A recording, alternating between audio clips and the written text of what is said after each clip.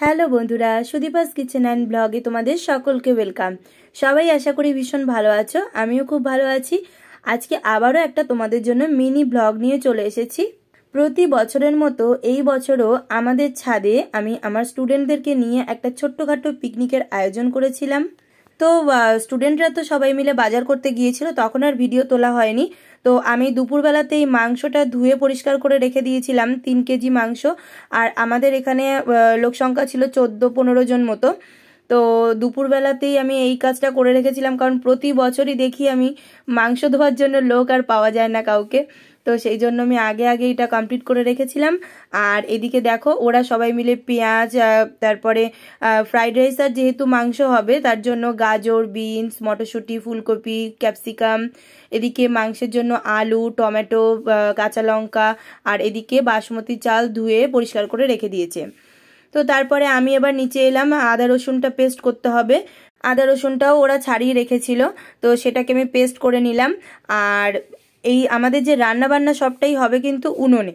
এটা একটু বেশ ইউনিক ব্যাপার, কারণ প্রতিবারই আমাদের যে স্টোভ আছে সেই স্টোভটাতেই করি, কিন্তু করতে অনেকটা সময় লেগে যায়, দেরি হয়। তার জন্য ভাবলাম কি এবার একটু অন্যরকম কিছু করা যায়, সেটা হলে ভালো হয় আর কি। আর সত্যি কথা বলতে সেরকম কোনো টাকার অ্যামাউন্টও ছিল না যে সেই টাকা দিয়ে এক্সট্রা করে একটা গ্যাস এনে বা সিলিন্ডার এনে করব। তো সবাই যেহেতু 100 টাকা করে দিয়ে এই টোটাল রান্না বান্নার সব জিনিসপত্র কেনা হয়েছিল, তাই জন্য পরে আর টাকা বাঁচেনি বলে এই উনুনে করার সিদ্ধান্তটাই নেওয়া হলো। তো এই যে মনীষা, ওর বাড়ির উনুনই এটা। তো ওদের বাড়ি থেকে ভাই আর সায়ন গিয়ে নিয়ে এসেছিল। তো তারপরে উনুনটা ও জ্বালিয়ে দিল। আর এক একজনের এক এক রকম প্রসেসিং থাকে, তো বা ও যেহেতু এটাকে সবসময়ের জন্য ব্যবহার করছে তাই ওকে জ্বালাতে দিলাম। তো তারপরে আমি রান্না বসিয়ে দিয়েছি। সবার প্রথমে মাংসটা করব, কিন্তু তার আগে যে সমস্ত ভাজাভুজিগুলো রয়েছে, মানে তোমার ওই ফ্রাইড রাইসের জন্য কড়াইশুঁটি, বিনস, গাজর, ফুলকপি, মটরশুঁটি, এই সব জিনিসগুলোকে আগে ফ্রাই করে নিয়েছিলাম। আর মাংসের জন্য যে আলুটা ছিল সেটাও আগে ফ্রাই করে নিয়েছিলাম, কারণ নতুন আলু তো সেদ্ধ হতে একটু বেশি সময় লাগে। তো সেই জন্য ভালো করে এগুলোকে আগে ফ্রাই করে নিয়েছিলাম। আমাদের সাথে প্রতি বছরই এই স্টুডেন্টদেরকে নিয়ে একটা পিকনিক হয়, কম বেশি ছোট হোক বড় হোক সবাই মিলে একটা আনন্দ করা হয়, প্রতি বছরই হয়, সেটা ডিসেম্বরে। তো তখন তো এর আগের বছর হয়েছিল, কিন্তু তখন তো আমি ব্লগ করতাম না বা সেরকম ভিডিওতে আসিনি। তো এই বছর হচ্ছে বলে তোমাদের জন্য একটুখানি ক্লিপ শেয়ার করছি। আর সত্যি কথা বলতে আমি ভিডিও তো তুলতেই পারিনি, কারণ আমি রান্নার দিকে ব্যস্ত ছিলাম, ওরাই সকলে মিলে ভিডিওটা তুলেছে।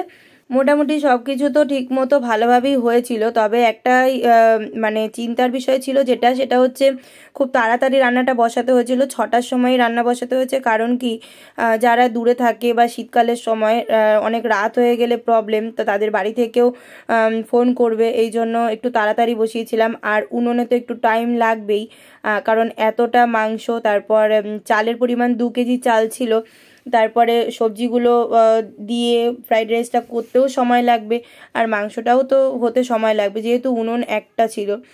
তো সেই জন্য তাড়াতাড়ি বসিয়ে দেওয়া হয়েছিল, 6টা নাগাদ রান্না বসিয়ে দিয়েছিলাম। কিন্তু মাংস করতে অতটা সময় লাগেনি, কিন্তু ফ্রাইড রাইসটা যখন করতে গেছিলাম তখন একেবারে নাজেহাল অবস্থা হয়ে গেছিলো, তোমরা দেখলেই বুঝতে পারবে, কারণ অনেকটা সময় লেগে গিয়েছিল। আর এদিকে দেখো আমি মাংসের জন্য ওই পেঁয়াজটা ভাজতে শুরু করে দিয়েছি, এদিকে জিরে তেজপাতা ফোড়ন দিয়ে দিয়েছি আর গোটা গরম মশলা। তা আর এইদিকে দেখো 100 টাকা বেঁচেছিল, সেই 100 টাকা থেকে আমরা চপ আর মুড়ি সবার জন্য এনে এটা খাওয়া দাওয়া করা হয়েছিল, কারণ বিকালবেলাটা ফাঁকা যাবে, এই জন্য ওই টাকাটা দিয়েই এই চপ মুড়িটা আনা হয়েছিল। ভেবেছিলাম একবার মিষ্টি আনবো, কিন্তু মিষ্টি অনেকেই খেতে পছন্দ করে না, কেউ কেউ ডায়েট করে, কারোর ভালো লাগে না মিষ্টি। তো সেই সব ভেবে চিন্তে তারপর আর ওটা আনা হয়নি। তো সেই জন্য সকলে মিলে চপ মুড়ি খাওয়া হলো বিকালবেলা। তারপরে আমি দেখো মাংস জন্য যে মশলাটা সেটা কষানো প্রায় হয়ে এসছে। প্রথমে নিচে বসেই রান্নাটা করছিলাম, কিন্তু যেহেতু উনুনে তো একটু উঁচু থেকে করলে বেশি ভালো হয়, তার জন্য চেয়ারে বসে তার উপরে করছিলাম। এদিকে গান বাজনা তো ছেড়েছিল, গান ছেড়ে ওরা নাচানাচিও করছিল, কিন্তু গানটা আমি দিতে পারলাম না, কারণ কপিরাইট ক্লেম চলে আসে, তোমরা তো জানোই। আর আমার গলার অবস্থাও ভীষণই খারাপ, কারণ ওই পিকনিক করার পর থেকে এই ঠান্ডার মধ্যে করে মানে একদম অবস্থা খারাপ হয়ে গেছে। তো যাই হোক, এই দেখো মাংস কষানো চলছে, আর সায়নও পাশ থেকে একটুখানি হেল্প করে দিচ্ছিল, কারণ কাঠে তো অনেকটাই সময় লাগছিল, আর সত্যি কথা বলতে ভীষণ ধোয়া হচ্ছিল। তাও সকালবেলা কয়েকজন এসে কিন্তু ওরা এই যে মাটির উনুনে রান্না হবে তার জন্য কড়াইতে বসালে কিন্তু পেছনটা একেবারে পুরো কালো হয়ে যায়, কালি কালি হয়ে যায়। তো তার জন্য ওরা সকালবেলা এসে একটু মাটি লেপে দিয়ে গিয়েছিল, তারপরে কাঠগুলো জোগাড় করে সব অ্যারেঞ্জমেন্ট করে দিয়ে গেছিলো বেশ কিছুজন। আর বাকি যারা ছিল তারা আবার বিকালবেলাতে এসেই কাটাকুটিগুলো সব করে দিয়েছে। তো মোটামুটি সবাই চলেও এসেছে, আর মাংস মোটামুটি হয়ে এসছে। ভেবেছিলাম একটু অন্যরকমভাবে করব, কিন্তু আর সময় পেলাম না বলে যা হোক করে কোনোরকমভাবে কমপ্লিট করেছি। আর এই যে ওরা সব বসে একটু খেলা টেলা করছিল, ট্রুথ অ্যান্ড ডেয়ার, গানের লড়াই সব খেলা করছিল। আর ওদিকে আমার মাংস রান্না হয়ে গেছে। তবে যখন ভাতটা আমি বসিয়েছি তখন একেবারে নাজেহাল অবস্থা। এই যে দেখো ভেতর থেকে যত পোড়া মানে ছাইগুলোকে সব বার করে রাখছে, নইলে ভাতটা যখন বসানো হয়েছে তার প্রায় 30 মিনিট পরেও ভাত কিন্তু ফোটেনি। এটা এমন টেনশন হয়ে গেছিলো আমার যে আমি কি করে তাদেরকে মানে বাড়ি পাঠাবো, খাওয়া দাওয়া কখন হবে, ভীষণ টেনশন হচ্ছিল। তো কোনো রকমে তারপরে ঠিকঠাক করে অনেকটা সময় লেগে গেছিলো, 9:30টার মধ্যে রান্না কমপ্লিট করতে পেরেছিলাম। তবে হ্যাঁ, মাংসটা যতটাই না ভালো হয়েছে তার থেকে বাজে হচ্ছে গিয়ে ফ্রাইড রাইসটা। কারণ রাইসটা যখন মেশাতে গেছিলাম তখন একেবারে পুরো ঘেটে গেছে, মানে চালগুলো একেবারে আর গোটা নেই। যখন জলটা ঝরাতে গেছে ভাতে তখনই একেবারে ফ্যান ফেলতে গিয়ে পুরো ভাতও অনেকগুলো পড়ে গিয়েছিল। তো তাড়াহুড়ো করে কোনো রকমে রাইসটা রেডি করা হয়েছে, একদম যে খেতে খারাপ হয়েছে তা নয়। তবে হ্যাঁ, আর একটু ঝুরঝুরে হলে বেশি ভালো লাগতো। তবে পিকনিকের রান্না তো সবই তো বুঝতে পারছো তোমরা, যে করে হোক আর কি কমপ্লিট হয়েছে। আর 9:30টার মধ্যে হয়ে গেছে বলে এই একটা বাঁচোয়া, কারণ ওদেরকে খাইয়ে দাইয়ে 10টার মধ্যে পাঠাতে পারলে আমার একটুখানি টেনশনটা কমে। কারণ সত্যি তোমাদেরকে তো বললামই আমার একটা হেডেক রয়েছে, কারণ ওদেরকে বাড়ি পাঠাতে হবে। তো এই যে দেখো ফ্রাইড রাইস রেডি করা হচ্ছে, অর্ধেক চাল দেওয়া হয়েছে ভাত, আর অর্ধেক দেওয়া হয়নি কিন্তু। এই তারপরে দেখো সবাই খেতে বসে পড়েছে।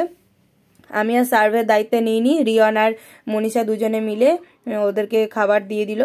আর এই তো ফ্রাইড রাইস আর মাংস, তার সঙ্গে শুধু পেঁয়াজ ছিল, সেগুলোকে সার্ভ করে দিয়েছে। এক্সট্রা আর কোনো টাকা বাঁচেনি, না হলে পরে তো বললামই মিষ্টি আনা হতো আর অন্য কিছু যদিও বা চেষ্টা করতাম, কিন্তু সত্যি আর ছিল না, তাই জন্য আর কিছু আনা হয়নি। তো মোটামুটি সবাই তো খেয়ে মোটামুটি ভালোই বলেছে। আসলে এরকমভাবে ছোটোখাটো একটা পিকনিক করতে বেশ ভালো লাগে, সবাই মিলে আনন্দ মজা ঠাট্টা দিয়ে দিনটাও বেশ কেটেছিল। আর রবিবার দিন করেছিলাম, রবিবার দিন সকলের ছুটিই ছিল। আর এরপরে তো যখন 25শে ডিসেম্বর বা 31st চলে আসবে তখন তো অনেকে সবাই ঘুরতে চলে যায়। তো সেই দিনগুলোতে আজ ওর হবে কাল তার হবে না, এই করে হয়তো দিনগুলো পাবো না।